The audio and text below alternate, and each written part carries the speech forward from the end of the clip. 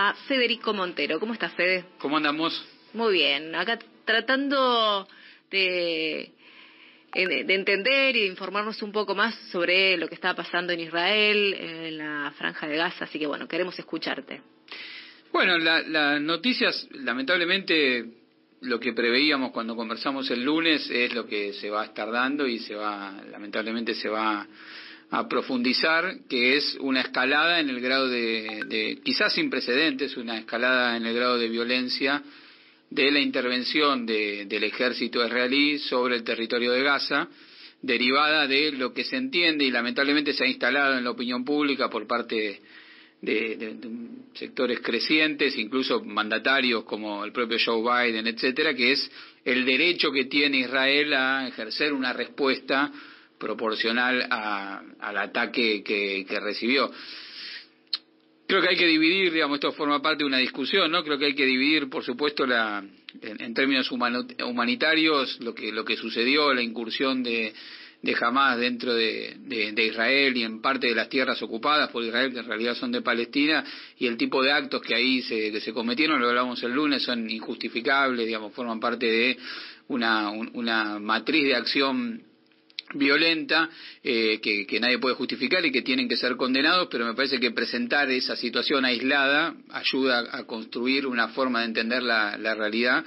que no colabora para destrabarla. Ahora lo que vamos a ver y lo que estamos viendo es la definición por parte de Israel de redoblar el ataque sobre la Franja de Gaza. Se anunció el día lunes, ya se está efectuando el corte de suministro de todos los servicios para la población que vive ahí. Estamos hablando de servicios básicos para el sostenimiento de la vida en ese lugar, de la luz, el gas, el agua. La Franja de Gaza es un pequeño territorio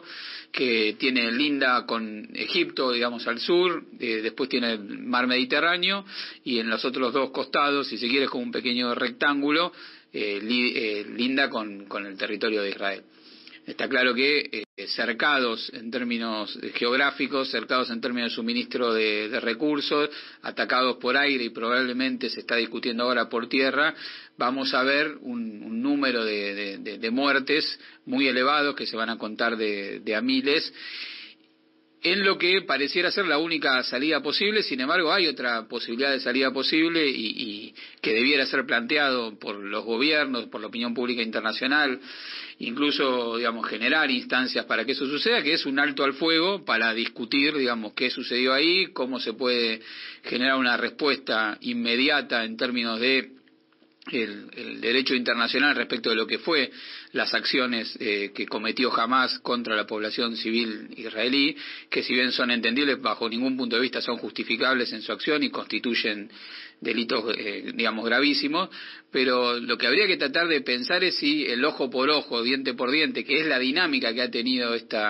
este conflicto en los últimos años, es la única salida posible, o si debiéramos contribuir a constituir, digamos, una opinión pública que ponga como punto de partida el cese, el alto del fuego,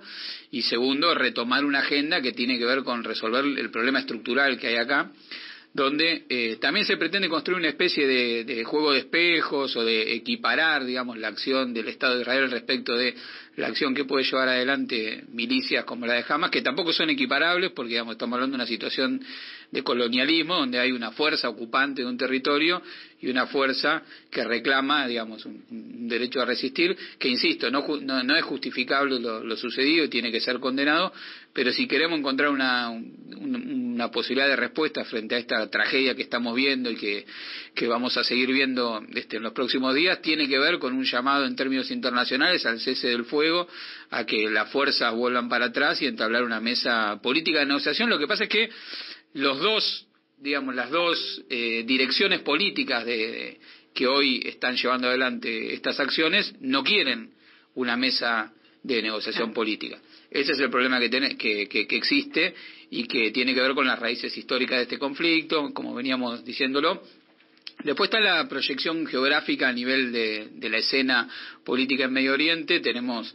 por un lado, algunos intercambios, escaramuzas en el norte de Israel, que es el límite con el Líbano, donde ahí opera también otra fuerza político-militar, que es Hezbollah, que ha tenido intercambio de proyectiles en el norte de Israel con las fuerzas israelíes, pero hasta ahora no ha habido un involucramiento de otros actores regionales en este conflicto, lo cual habla un poco también de cómo fue cambiando la centralidad que antes tenía el conflicto palestino-israelí para los actores árabes de la zona, fue retrocediendo esa centralidad que antes tenía, e incluso previo a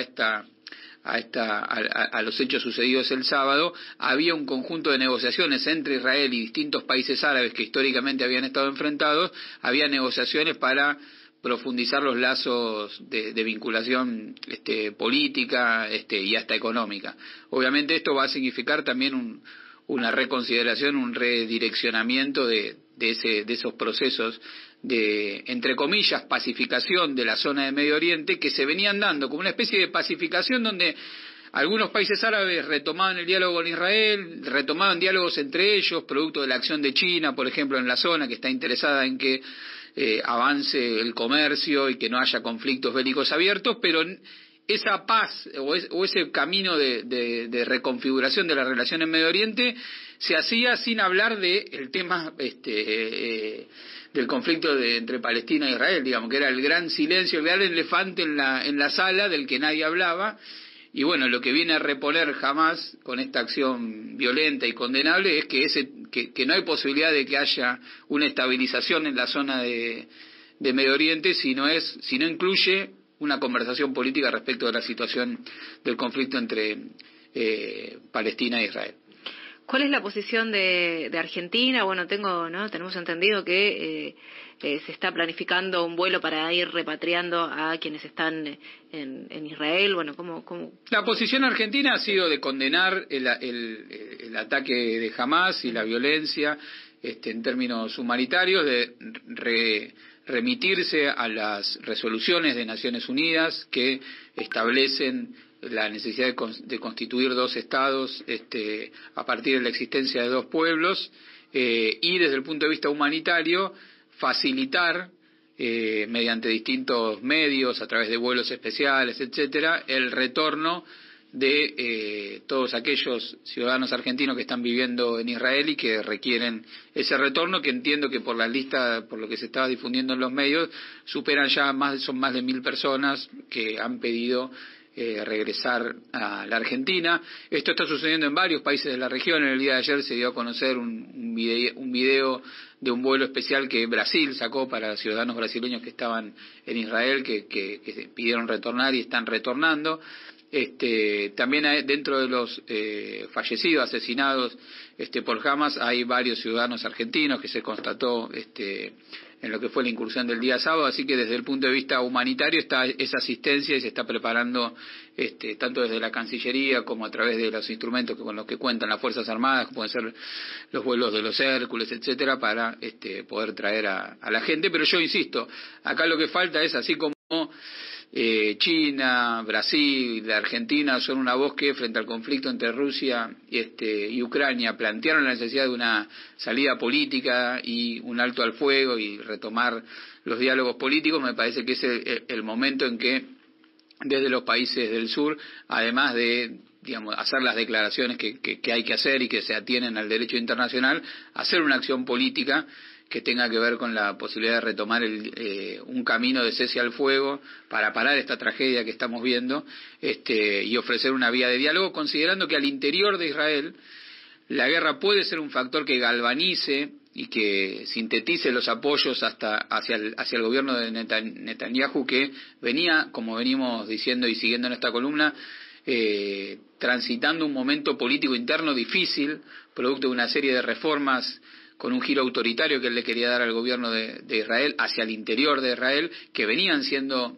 resistidas por una parte importante de la población israelí. Estamos hablando de marchas históricas sostenidas en el tiempo que todos los sábados se convocaban, o sea que hay un escenario propicio entre lo interno y lo externo para intentar por lo menos plantear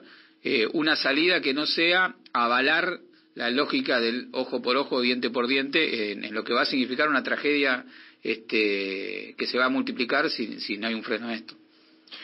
Fede, bueno, te escuchamos el sábado, que seguramente van a estar siguiendo el tema. Sí, dos cositas más. Este domingo